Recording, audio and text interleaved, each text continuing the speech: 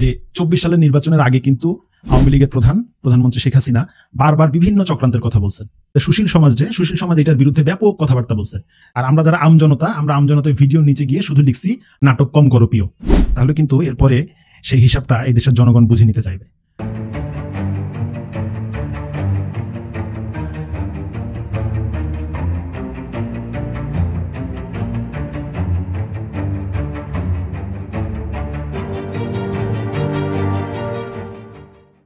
বাংলাদেশে মার্কিন ঘনিষ্ঠ কিছু ব্যক্তির ভিতরে কিন্তু অলরেডি আতঙ্ক ছড়ায় গেছে। কারণ গতকালকে যুক্তরাষ্ট্রের প্রেসিডেন্ট ডোনাল্ড ট্রাম্প হোয়াইট হাউসে তাদের বিভিন্ন অঙ্গরাজ্যের গভর্নরদেরকে নিয়ে একটা প্রোগ্রামে বক্তৃতা দেন। এ সময় তিনি তার সরকারের বিভিন্ন ব্যয় সংকোচন নীতির কথা বলেন। তো এক পর্যায়ে তিনি বাংলাদেশ নিয়ে কথা বলেন, যা আসলে বর্তমান সময়ে আমাদের জন্য খুবই গুরুত্বপূর্ণ। তো চলেন আগে ভিডিওটা দেখে আসি, এরপরে প্রতিটা পয়েন্ট ধরে ধরে আলোচনা করার চেষ্টা করব। $29 million to strengthen the political landscape in Bangladesh went to a firm that nobody ever heard of. Got $29 million. They got a check. Can you imagine? You have a little firm, you get 10,000 here, 10,000 there. And then we get $29 million from the United States government. There are 2 people working in that firm. 2 people. I think they're very happy. They're very rich. They'll be on the cover of a very good business magazine pretty soon. আচ্ছা, mister Trump বললেন যে রাজনৈতিক পটভূমি শক্তিশালী করতে USAID বাংলাদেশকে $29 million দিছে। আর সেই টাকা এমন একটা প্রতিষ্ঠানের কাছে গেল যে প্রতিষ্ঠানের নাম কেউ কোনোদিনই শোনে না। তো তিনি আরও তার বক্তব্যে বলছেন যে ধরেন আপনার একটা ফার্ম আছে, আপনি এখান থেকে $10,000, ওখান থেকে $10,000 এইভাবে পাইতেন।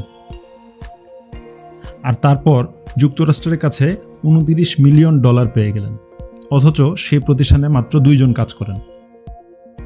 তো আমরা সবাই বুঝি কোন রকম প্রতিষ্ঠানে আসলে মাত্র 2 জন লোক কাজ করে।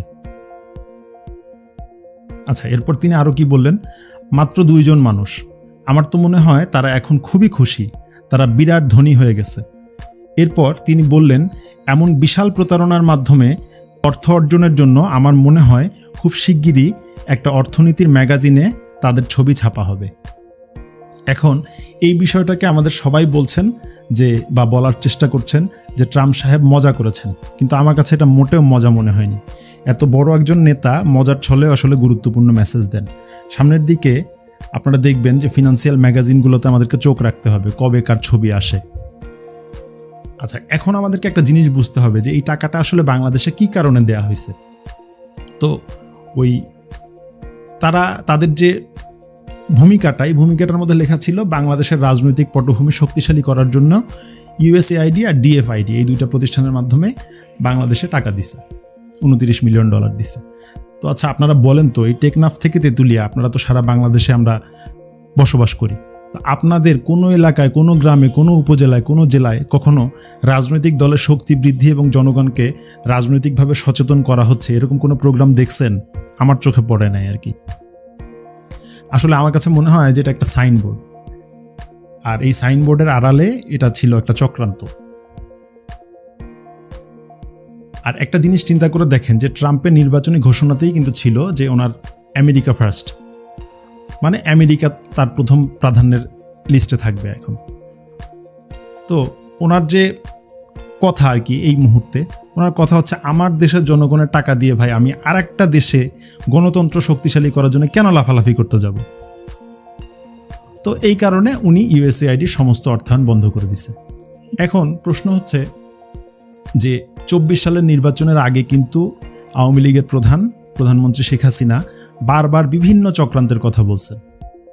সেন্ট মার্টিন ইস্যু, বিভিন্ন রকম চক্রান্তের কথা উনি বলছেন, যে ওনাকে সাদা চামড়ার একজন বিভিন্ন রকম প্রস্তাব দিচ্ছেন, উনি দেশ বিক্রি করতে রাজি না, এরকম বিভিন্ন কথা বলছেন। তো সেই সময় আমাদের সুশীল সমাজ এটার বিরুদ্ধে ব্যাপক কথাবার্তা বলছে যে উনি মিথ্যা বলতেছেন, হ্যাঁ এগুলো সব কিছু আন্দাজি কথা, এই সেই অনেক কথা, সুশীল সমাজের যা কথা আর কি। আর আমরা যারা আমজনতায় ভিডিও নিচে গিয়ে শুধু লিখছি নাটক কম করো প্রিয়।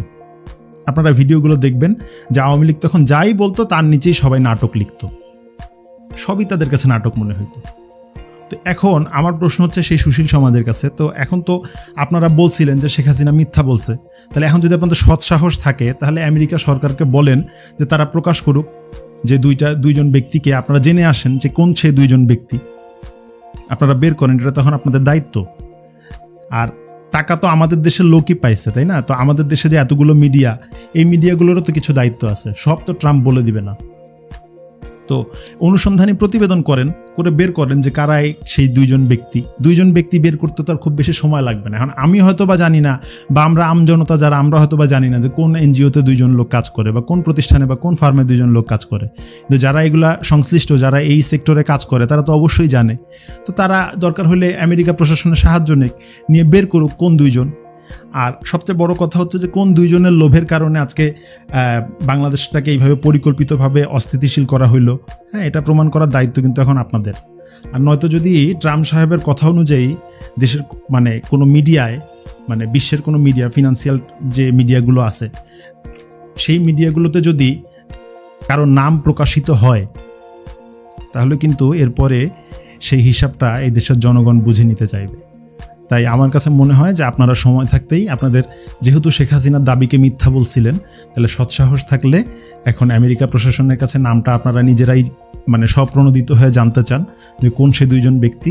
তারপর সেই দুইজন ব্যক্তিকে আপনারাই গিয়ে ধরেন যে তারা কাদেরকে টাকা দিচ্ছে। হ্যাঁ, কারণ এই দেশের সাধারণ জনগণকে আসলে ফাঁকি দেওয়ার সুযোগ বা অধিকার কারোরই নাই। তো জনগণ হিসাব বুঝে নেওয়ার আগেই আপনারা মানে কইরা এগুলো বের করেন, তাহলে ভালো হবে। তো আজকে এই পর্যন্তই। সবাই ভালো থাকেন, সুস্থ থাকেন। আর যদি চ্যানেলটার আলোচনা ভালো লাগে তাহলে চ্যানেলটাকে সাবস্ক্রাইব করবেন, লাইক করবেন, আর ভিডিওটা শেয়ার করে সবাইকে দেখার সুযোগ করে দিবেন। আল্লাহ হাফেজ।